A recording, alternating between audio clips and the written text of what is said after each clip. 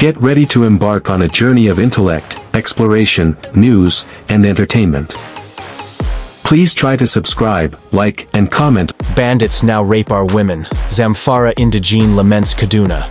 Bandit attacks on rural communities in Zamfara State have taken another dimension, as the hoodlums now concentrate on raping married women and girls in their family homes. This came on a day suspected bandits arrested by the Federal Capital Territory, FCT, Command of the Nigeria Security and Civil Defense Corps NSCDC, and personnel of the 176 Guards Battalion of the Nigerian Army, told their interrogators that they had sponsors. This is even as Minister of the Federal Capital Territory, FCT, Nyesom Wike, yesterday placed an N20 million bounty on 3 notorious kidnappers terrorizing the territory. The bandits also killed locals and committed other obnoxious crimes in Kalgan Kunchi village of Tsafe local government area of Zamfara State, according to a local who pleaded anonymity. Speaking in an interview with the BBC Hausa service monitored in Kaduna yesterday, a resident of the area alleged that the situation had made 70% of the villagers relocate to other places. Previously, the bandits would come to our community, humiliate us, rustle our animals, and abduct people for ransom. Now, they come in broad daylight and remain till midnight. They will be dressed in uniform carrying weapons. I swear, it has reached a level where they would enter any house they liked and rape women.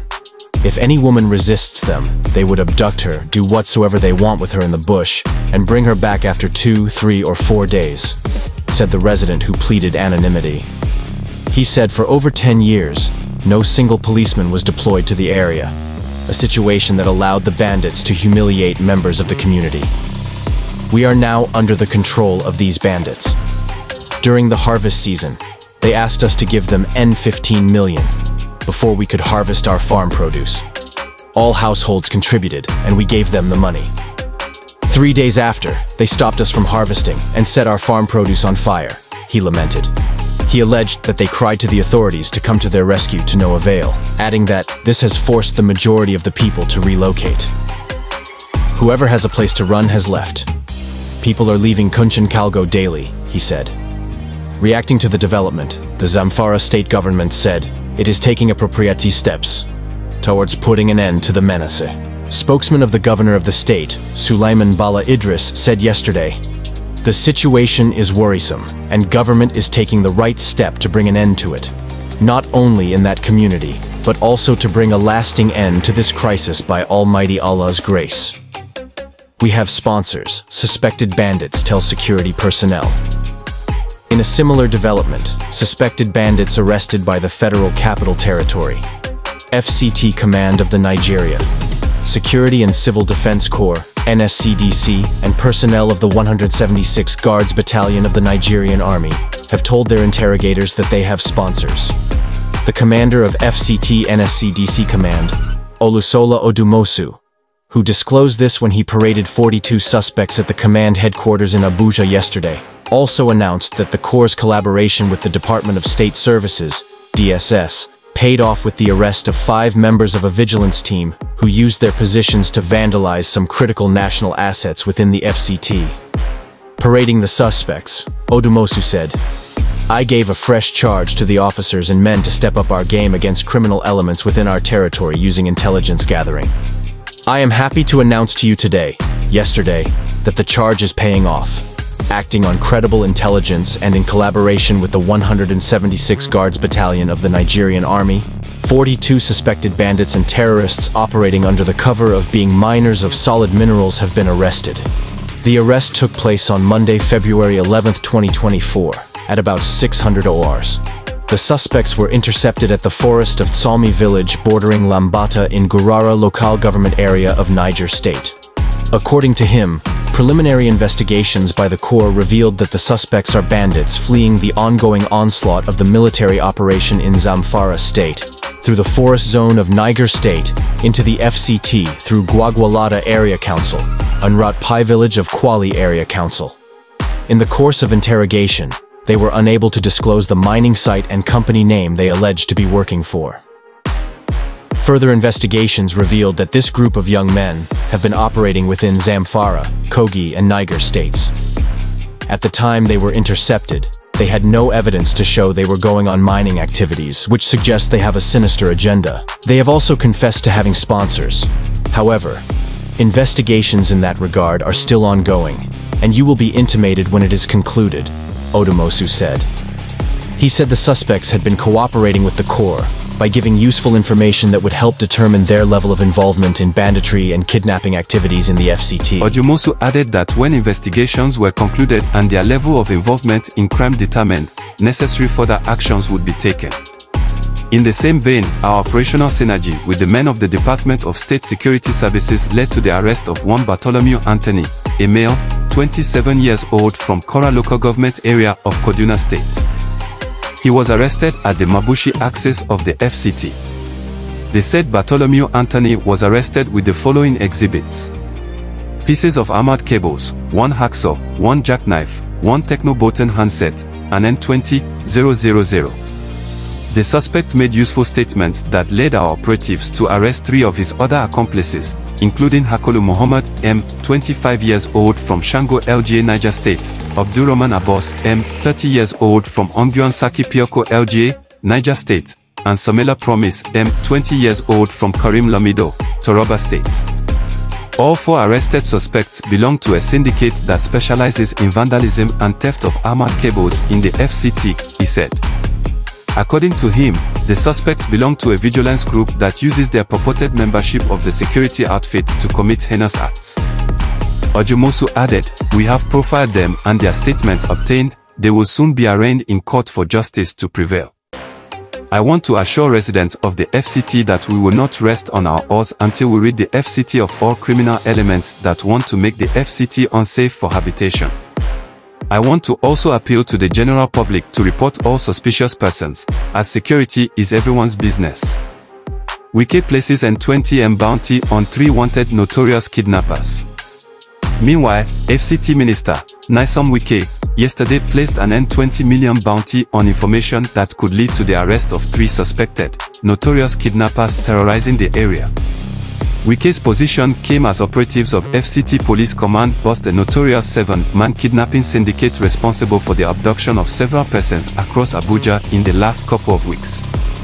He placed the N20 million reward during the parade of 23 suspected kidnappers, armed robbers, and one-chance criminals at the FCT Command headquarters, Gaki, Abuja, vowing that the days of insecurity and tension in the capital city were over. Charging the command to deploy more intelligence in stamping out all forms of criminality in Abuja, the minister said, "Go and fish the 3 remaining kidnappers out wherever they are. I put $1 million bounty on their head. Go all out for them and fish them out. Every day is for the thief, one day is for the owner of the house."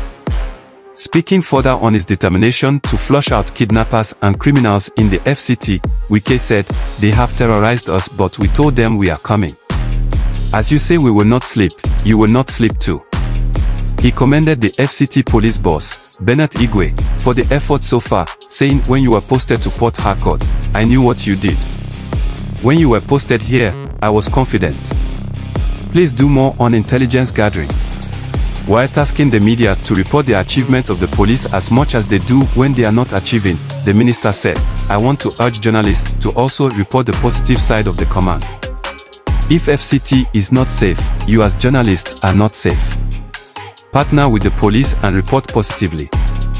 However, detailing the arrest of kidnappers, FCT Police Commissioner Bernard Igwe said, on Tuesday, February 13, 2024, at about 5 p.m., acting on credible intelligence, the operatives of Utoko Divisional Headquarters, in concert with the anti-kidnapping unit of the command, arrested 7 wanted kidnapping suspects. The suspects are Osman Mohozu, Aliyu Muhammad, Owo Lahiru, Rabiu Sani, Madina Abubakar, Jonah Elimaleki, and Saminu Idris. They were arrested in Payankasa, Tudun Wada, and Keti Village, FCT, in connection with the kidnap of 14 notable persons in the Federal Capital Territory. These kidnappers, who have been giving FCT sleepless nights and on the wanted list of the command for a long time, have now been arrested.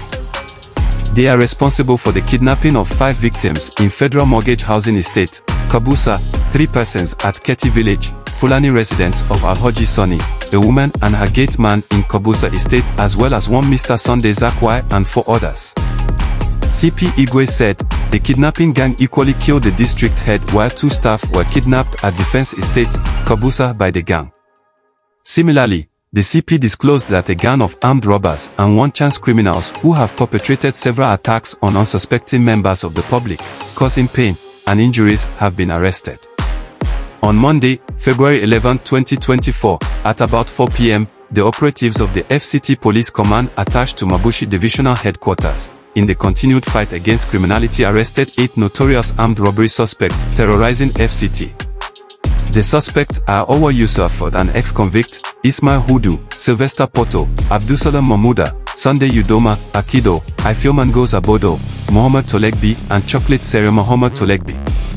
Acting on credible intelligence, the suspects who are responsible for several one-chance activities in the past were trailed to the central area while attempting to rob some innocent residents and were promptly arrested.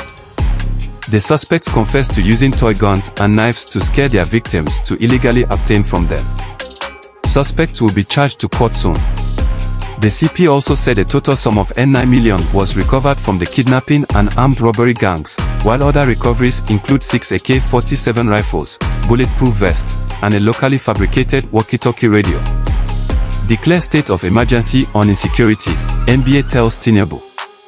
Reacting to the security situation in the country yesterday, the Nigerian Bar Association, NBA, asked President Bola Tinubu to declare a state of emergency on the issue. NBA, which is the umbrella body of legal practitioners in the country, in a State of the Nation address it presented in Abuja, maintained that what Nigerians require is a well-thought-out, informed, all-inclusive and purposeful intervention, with as much necessary information made available to the public as may be dictated or permitted by the security situations from time to time. It urged President Tinubu to show a demonstrable commitment to prioritize the security of lives and properties in the country. The NBA, in the address read by its national president, Mr. Yakubu Michael, SAN, who was flanked by all the executives of the association, threw its weight behind the call for the establishment of state police. It decried that some Nigerians have lost, and many more are fast losing confidence in the ability of the federal government to deal with the security situation in the country. According to the legal body, all forms of criminal activities across the nation, howsoever described by criminal elements by whatever name called, are completely inexcusable and unacceptable. It said, the entire country is under siege by terrorists, bandits, and criminal gangs. It is no longer easily determinable, if not impossible, which square kilometer of the Nigerian territory is under the authority not control of the federal government of Nigeria. A situation where criminality dots all over the space known as the Nigeria territory, in a manner that diminishes the presence of law enforcement agencies, directly challenges the sovereignty of Nigeria. This is particularly so when we hear that the said bandits and terrorists are foreign nationals. If the activities of foreign nationals have been responsible for this high level of insecurity in our nation when the country is not at war, these criminal elements go on to boldly record and send out videos on social media platforms boasting about their strongholds with the territory of the Nigerian state and suffer no consequence for so doing, then there is more to it than meets the eye, and Nigerians need to be better informed of the nature of the insecurity they are dealing with. Continuing, the NBA, in the letter it wrote to President Tinubu, said, the entire nation is swimming in the pool of the blood of its citizens and we seem to have become numb to it and insensitive to the bloodletting in this country. We appear to have lost our humanity and these incidents are fast becoming a norm and a part of our existence. Those entrusted with the responsibility to drive and implement government policies appear to be content with the false sense of security created by the high walls around them and the few arms-bearing security personnel who keep vigil over them. Thanks for tuning in to Smart Okason TV show. Keep exploring, stay curious, and never stop getting the latest information happening around. Don't forget to like, comment, subscribe, and share to keep the intellect flowing. Until next time, keep sharpening and be smart.